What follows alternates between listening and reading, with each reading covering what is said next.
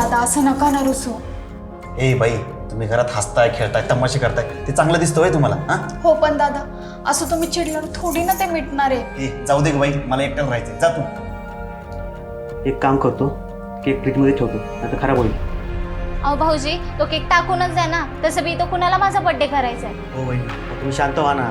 तुम्ही का आमच्यामुळे भांडताय?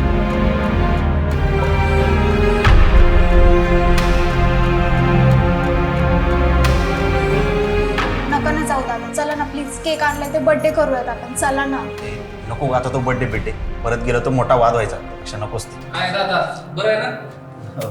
चला ना दादा, काय राहिले ते घेऊन येऊयात. चला चला चला. बारीक विचार केला तर प्रत्येकजण आपापल्या जागेवरती ठीक आहे. म्हणजे कोण चुकीचा कोण बरोबर हे काही कळायलाच मार्ग नाही. पण माझ्या ठिकाणी जर तुम्ही असता तर तुम्ही कोणाची बाजू घेतली असती, प्रियाची की तन्वीची?